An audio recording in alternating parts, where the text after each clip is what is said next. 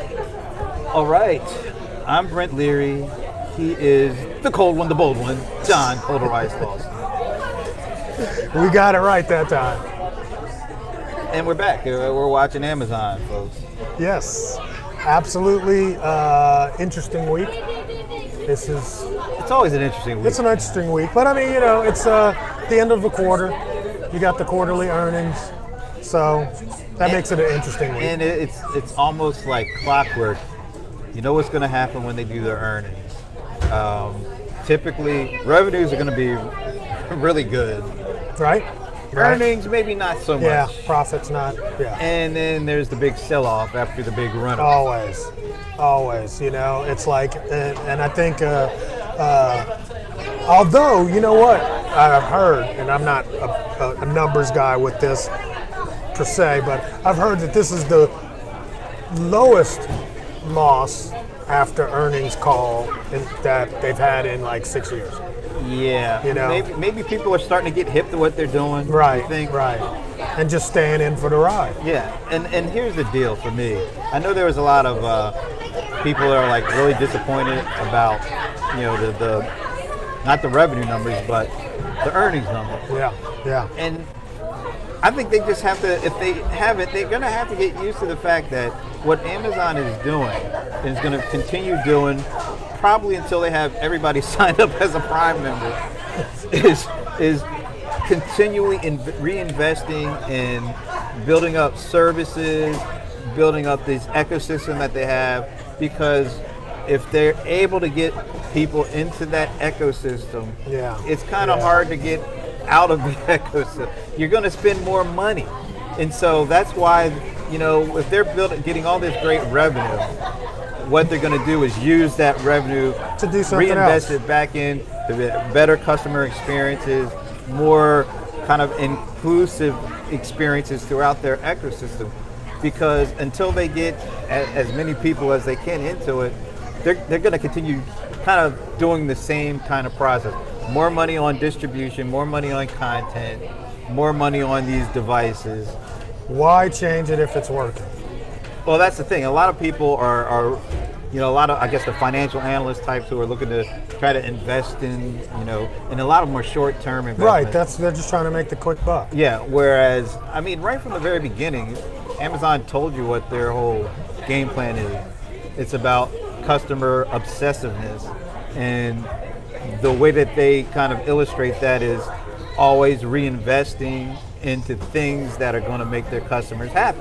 Or at least what they think is going to make them happy. Yeah, at least and with all the data they have, chances are they're not just going on their gut when they spend this kind of money. No, I mean, they really do want to delight their customer. So, awesome.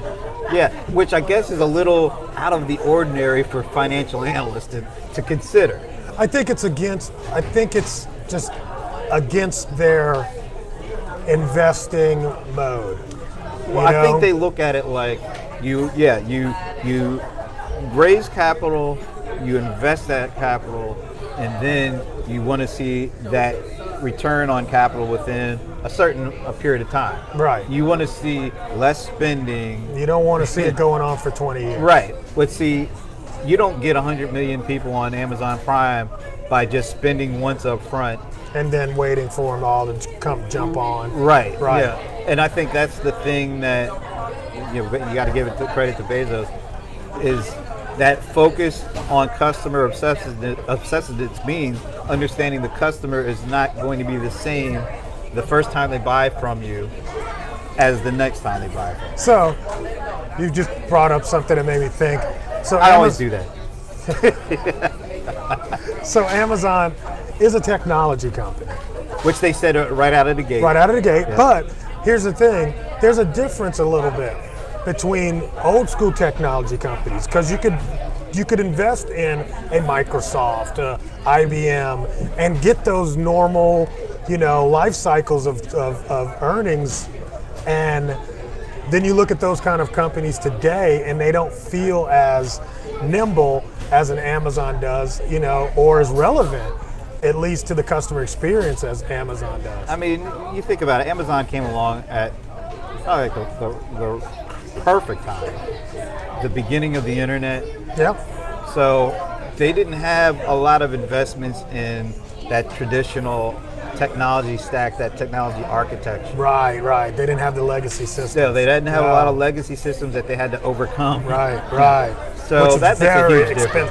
Very expensive. You look at like the Googles and yes. the Facebooks. Like the biggest companies right now are the companies that weren't around 20 years ago, with the exception of a few of them. I'm just thinking that's a very good point, because, I used to do the consulting work in IT, and 99, 98, 99, we had so many contracts for companies like IBM to help with the Y2K, right? Yeah. And if you think about it, a lot of them had to spend huge amounts of their budgets on that, and then the stock market immediately falls apart.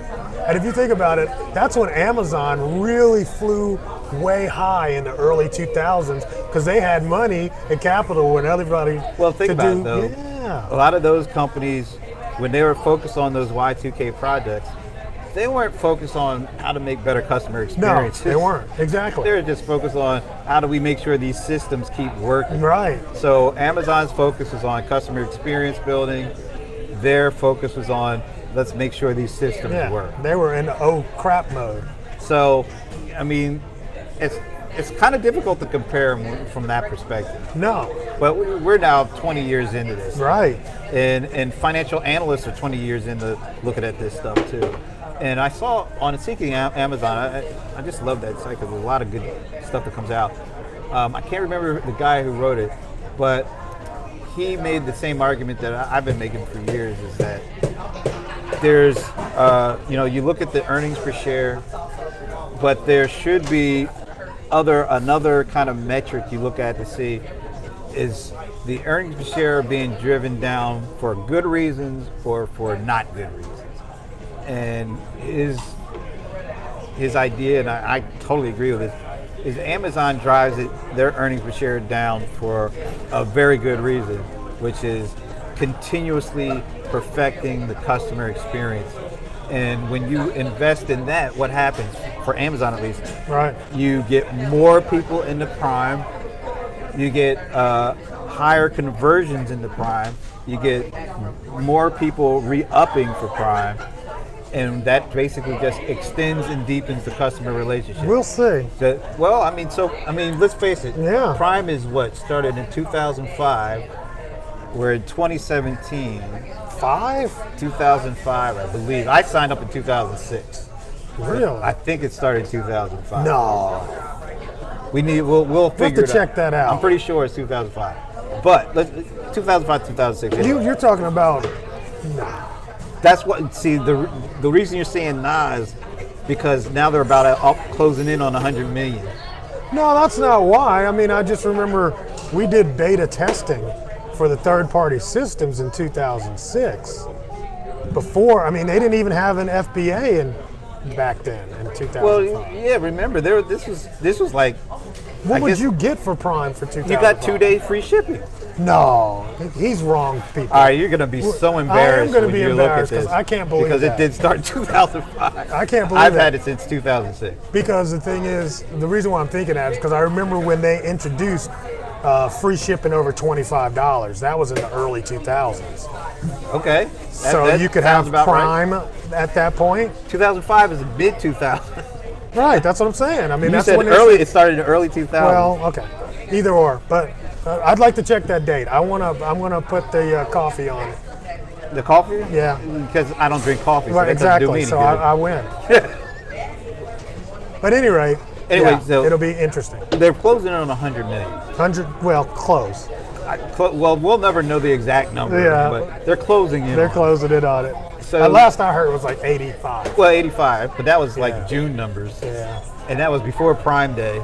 So I think they picked up 5 more.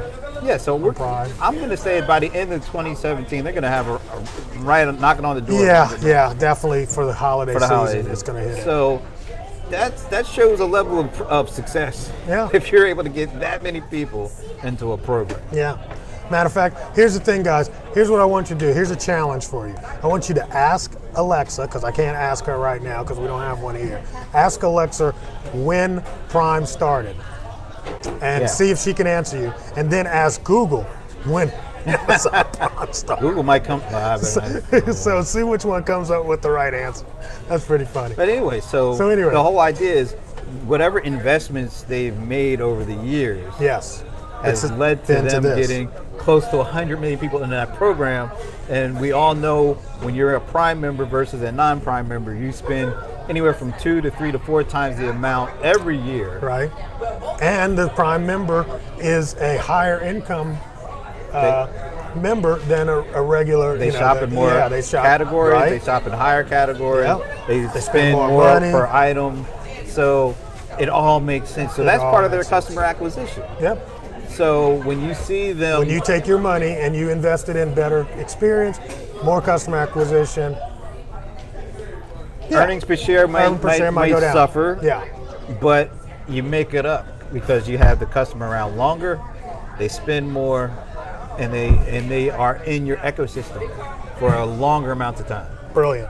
Anyway, so that's my reason. That's my whole spin on it. I think these financial analysts, they're looking for the quick hit, and Amazon isn't a quick hit. No. From a investor standpoint. Yeah. Anyway, all right. Anyway.